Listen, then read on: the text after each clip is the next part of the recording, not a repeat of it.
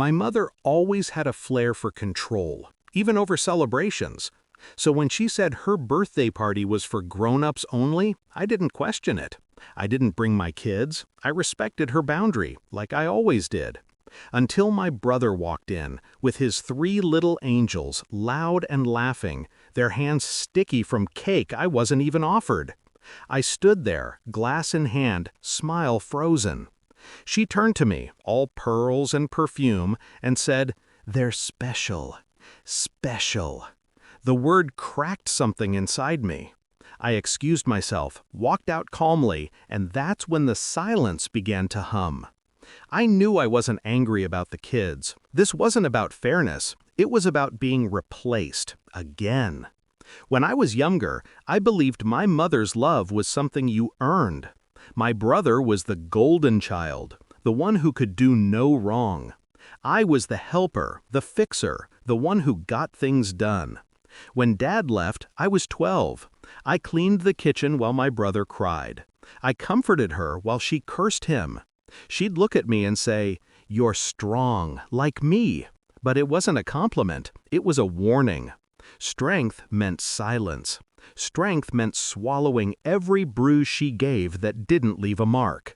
Years later, when I married, she said, "You finally have someone who can handle you." She laughed. My husband laughed too. I pretended to. He admired her at first, her sharp wit, her confidence. Then he began to echo her. Same tone, same condescending tilt of the head. Slowly, my house began to sound like hers.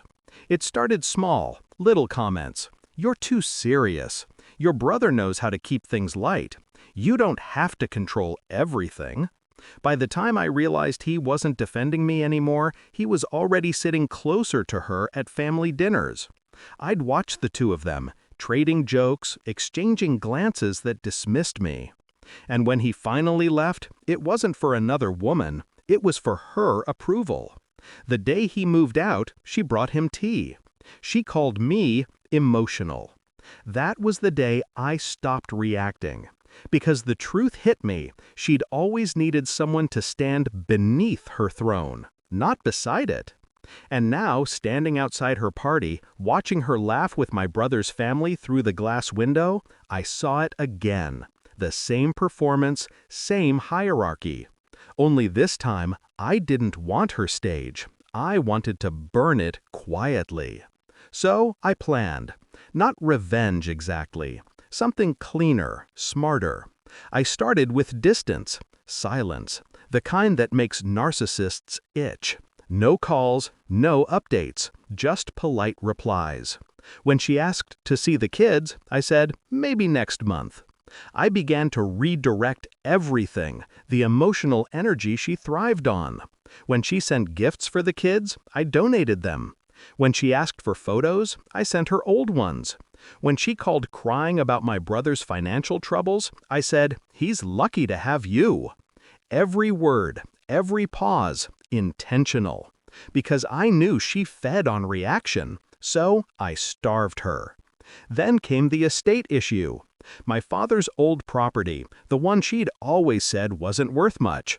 I found out she'd quietly transferred it to my brother years ago, for simplicity. So I hired a lawyer, not to fight, but to audit. It turned out she'd mishandled a few things, nothing illegal, but enough to raise questions with the tax office. I didn't expose her, I just let the right documents find the right eyes. When the letters started coming, the kind with seals and deadlines, she called me in tears. "I don't understand any of this," she said. "I know," I replied, voice calm. "You always said I was too controlling. Maybe this time you should let someone else handle it." She called less after that. My brother called even less. Then tonight happened. Her birthday. Her grown-ups only performance. When she humiliated me with that word, special, I realized something.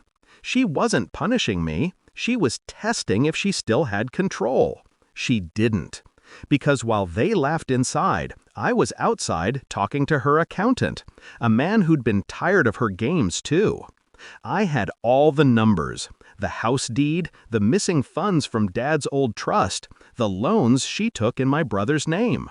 I didn't need to destroy her. I just needed to let the truth breathe. So I made a few calls, sent a few files. No fireworks, no drama, just silence, the kind that sinks deep. A week later, my brother called. "She's furious," he said. "She thinks someone turned her in." "Maybe she should have been more careful," I said. "She says you did it." Then she finally found the truth. Now I sit here, coffee cooling, the evening still. I think about the years I spent trying to earn her love, trying to prove I wasn't cold or difficult or too much. And I smile, because I finally understand. She was right. I am like her, just quiet her. And the quiet ones, when they strike, they never miss.